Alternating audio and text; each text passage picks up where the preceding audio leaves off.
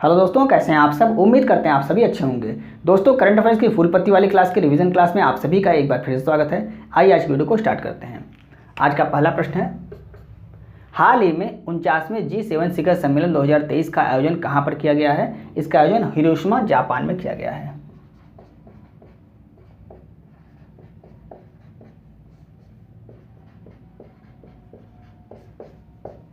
दो 2023 में आयोजन कहाँ पर किया गया है G7 का, हिरोशिमा जापान में। 2022 में इसका आयोजन कहाँ पर किया गया था, जर्मनी में।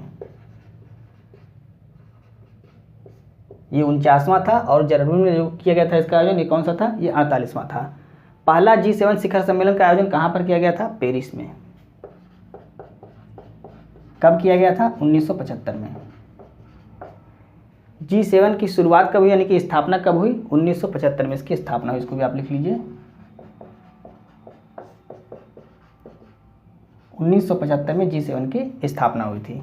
G7 के सदस्य देश कितने हैं, तो 7 सदस्य देश हैं। बीच में यह G8 हो गया था, इसमें रूस शामिल हो गया था, लेकिन रूस इससे फिर से अलग हो गया, तो इसका नाम पुनः क्या हो गया, G7 पड़ गया। G7 में कौन कौन से देश हैं, इसको याद करने की ट्रिक क्या है, गर्लफ्रेंड को जूस पिलाना। गर्लफ्रेंड को जूस पिलाना, ये इसकी ट्रिक है। तो गर्लफ्रेंड को जूस पिलाना कैसे याद करेंगे, जी से क्या हो गया, Germany, France, Japan, USA, Italy, सी से हो गया कनाडा, और ई से हो गया इंग्लैंड। इंग्लैंड या UK, ये हो गया।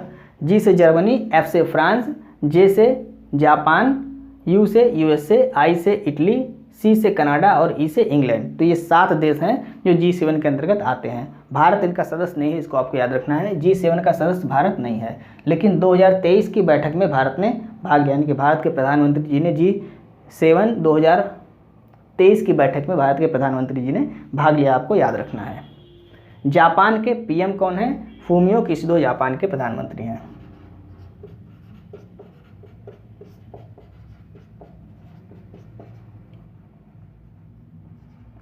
फूमियो किशिदो ये जापान के प्रधानमंत्री हैं। हिरोशिमा में 2023 का जो G7 शिखर सम्मेलन का आयोजन किया गया है, हिरोशिमा वही जगह है जहां पर अमेरिका ने पहली बार परमाणु बम गिराया था। कब गिराया था परमाणु बम, 6 अगस्त 1945 को ये हिरोशिमा पर परमाणु बम गिराया गया था। किसके द्वारा, हिरोशिमा पर परमाणु बम गिराया गया था अमेरिका के द्वारा। और इसके बाद 9 अगस्त 1945 को नागासाकी पर गिराया गया था। इसको भी आपको याद रखना है, 9 अगस्त 1945 ये नागासाकी पर गिराया गया था परमाणु बम। ये दोनों आपको याद रखना है। 6 अगस्त 1945 को हिरोशिमा पर परमाणु बम गिराया गया था और 9 अगस्त 1945 को नागासाकी पर परमाणु बम गिराया गया था। दूसरा प्रश्न देखते हैं, हाल ही में UBI global world benchmark study 2021-22 द्वारा किस भारतीय राज्य के स्टार्टअप मिशन को दुनिया के नंबर 1 सार्वजनिक व्यापार इनक्यूबेटर के रूप में दर्जा दिया गया है। सार्वजनिक व्यापार इनक्यूबेटर के रूप में दर्जा दिया गया है, तो केरल, यहाँ पे आपका राइट आंसर हो जाएगा केरल। व्यापार इनक्यूबेटर यानी कि बिजनेस इनक्यूबेटर, ये होता क्या है, तो यह एक ऐसा संगठन होता है जिसके द्वारा स्टार्टअप कंपनियों को प्रबंधन और प्रशिक्षण दिया जाता है और उनके विकास में योगदान दिया जाता है। ये क्या होता है, ये बिजनेस इनक्यूबेटर होता है। तो किसको दिया गया है नंबर 1 दर्जा, किसको दिया गया है, केरल को दिया गया है। UBI ग्लोबल ये कहाँ की कंपनी है, स्टॉकहोम की कंपनी, आपको याद रखना है। स्टार्टअप इंडिया की शुरुआत भारत में कब की गई, 16 जनवरी 2016 से।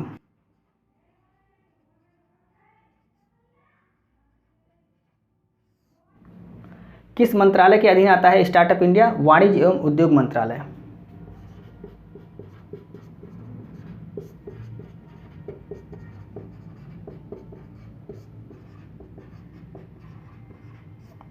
स्टार्टअप दिवस कब मनाया जाता है, 16 जनवरी को मनाया जाता है। केरल का मार्शल आर्ट क्या कहलाता है, कलारीपट्टू। कलारीपट्टू ये केरल का मार्शल आर्ट है। केरल का शास्त्रीय नृत्य कौन सा है? मोहिनीअट्टम और कथकली। कथकली और मोहिनीअट्टम।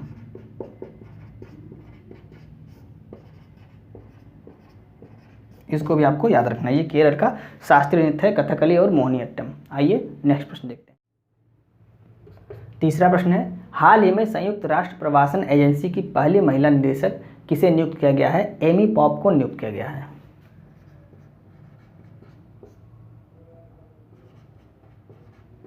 कितने वर्ष के लिए नियुक्त किया गया है? 5 वर्ष के लिए। कार्यकाल इनका कब से स्टार्ट होगा? 1 अक्टूबर 2023 से। 1 अक्टूबर 2023 से इनका कार्यकाल स्टार्ट होगा, इसको भी आपको लिख लेना है। नेक्स्ट प्रश्न है, हाल ही में ब्रिटिश सुरक्षा परिषद द्वारा किस भारतीय हवाई अड्डे को प्रथम श्रेणी में अंतर्राष्ट्रीय सुरक्षा पुरस्कार से सम्मानित किया गया है? त्रिची एयरपोर्ट, तमिलनाडु को।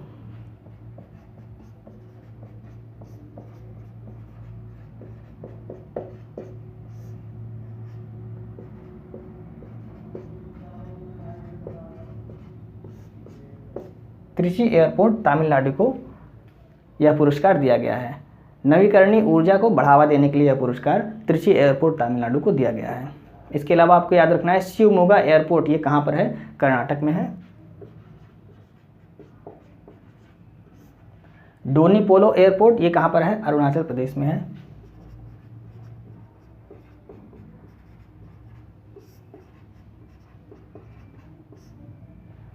गोपीनाथ बारदुलाई एयरपोर्ट, ये कहाँ पर है? ये असम में है। इनको भी आपको याद रखना है। नेक्स्ट प्रश्न है, हाल ही में 5000 वर्ष पुराने पेड़ जिसको दुनिया के सबसे पुराने पेड़ के रूप में मान्यता दी गई है, यह कहाँ स्थित है? चिली में स्थित है। इसे क्या कहा जाता है? तो इसे महान दादाजी पेड़ के नाम से जाना जाता है। कितने वर्ष पुराना है? 5000 वर्ष पुराना है। डेंड्रोक्रोनोलॉजी, ये किसको कहते हैं? तो पेड़ की आयु को ज्ञात करना क्या कहलाता है? डेंड्रोक्रोनोलॉजी कहलाता है।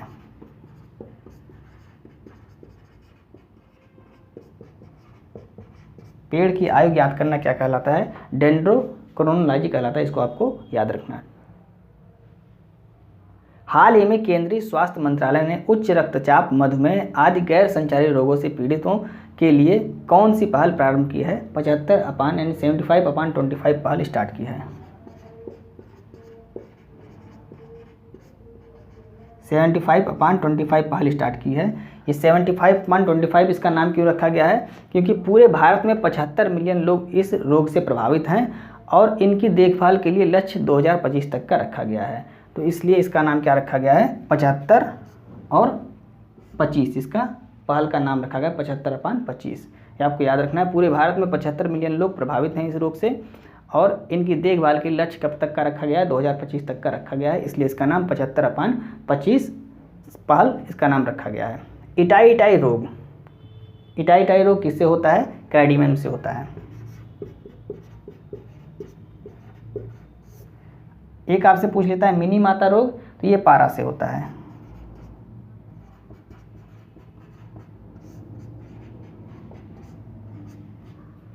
आइए नेक्स्ट प्रश्न देखते हैं। 7वां प्रश्न है, हाल ही में राष्ट्रपति ने देश में सबसे बड़े स्वयं सहायता समूह नेटवर्क कुटुंबश्री के 25वीं वर्षगांठ समारोह का शुभारंभ किया। इस स्वयं सहायता समूह का संबंध किस राज्य से है? तो केरल राज्य से इसका संबंध है। केरल राज्य से इसका संबंध है। 25वीं वर्षगांठ पूरे होने पर इसका शुभारंभ किसने किया है? राष्ट्रपति जी ने इसका शुभारंभ किया है। स्थापना कब हुई थी कुटुंबश्री? इसकी स्थापना कब हुई थी? तो स्थापना 1997 में हुई थी। 1997 में इसकी स्थापना हुई थी। राष्ट्रपति भारत का एक राष्ट्रपति होगा, ये किस अनुच्छेद में कहा गया है? अनुच्छेद 52 में। भारत का एक राष्ट्रपति होगा, यह अनुच्छेद 52 में कहा गया है। राष्ट्रपति को क्षमादान की शक्ति किस अनुच्छेद के अंतर्गत प्राप्त है? अनुच्छेद 72। और राष्ट्रपति अध्यादेश जारी करने की शक्ति किस अनुच्छेद के अंतर्गत राष्ट्रपति को प्राप्त है? 123 के अंतर्गत। इसको आपको याद रखना है। 8वां प्रश्न है, सुशासन नियमन को मंजूरी देने वाला देश का पहला राज्य कौन सा है? महाराष्ट्र देश का पहला राज्य है। महाराष्ट्र के मुख्यमंत्री कौन है? एकनाथ शिंदे।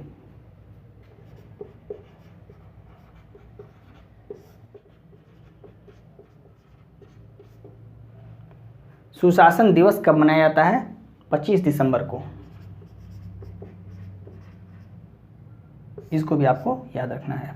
नेक्स्ट है, हाल ही में महिलाओं के लिए कार्यस्थल को सुरक्षित बनाने के उद्देश्य से साहस पहल किसने प्रारंभ किया है? तेलंगाना ने इसको प्रारंभ किया है।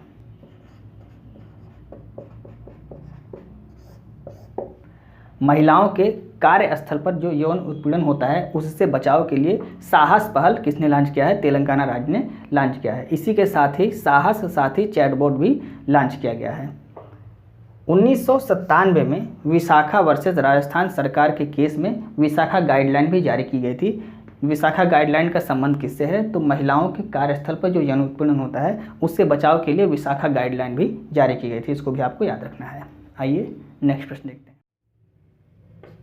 10वां प्रश्न है, हाल ही में देश के सबसे लंबे 570 मीटर का स्काई पुल कहाँ स्थापित किया गया है? तमिलनाडु में इसको स्थापित किया गया है।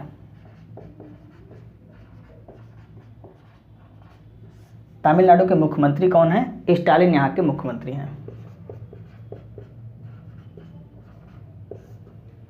द नीलगिरी ताहर प्रोजेक्ट ये कहाँ पर स्टार्ट किया गया? ये तमिलनाडु में स्टार्ट किया गया है। मैटूर बांध ये कहाँ पर है? अभी तमिलनाडु में है। किस नदी पर है? कावेरी नदी पर है। इसको आपको याद रखना है। तो दोस्तों ये थे फूल पत्ती वाली क्लास के 10 महत्वपूर्ण प्रश्न जिसको हमने कम समय में आपको रिवाइज कराने की पूरी कोशिश की।